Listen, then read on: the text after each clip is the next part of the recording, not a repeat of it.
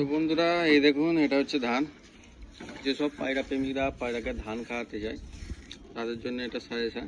যারা রেগুলারলি ধান খাওয়ায় তারা এটা করে, কিন্তু যারা নিউ কামার তাদের জন্য বলছি, ধান খাওয়ানো অবশ্যই ভালো, কিন্তু ধান খেয়ে না ক্ষতি হয়।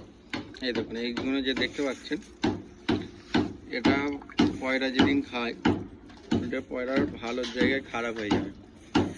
আমরা বাজার থেকে যারা ধান কিনি, দোকান থেকে যারা ধান কিনি, অবশ্যই আমি রেফারেন্স করবো ধানকে ধুয়ে খেতে।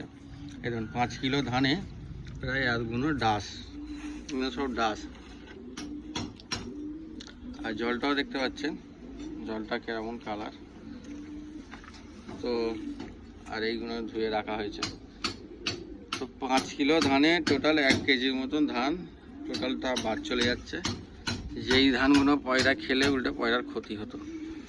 আর দেখুন, যেটা ভালো হবে সেটা দেখবেন নিচের থেকে, এই দেখুন এই নিচের দিকে এটা ভালো। আর যেগুলো ভেসে যাচ্ছে এটা পুরো খারাপ, এটা আপনারা তুলে ফেলে দেবেন, কেননা এটা খালে পয়রার ক্ষতি হবে, ভালো হবে না।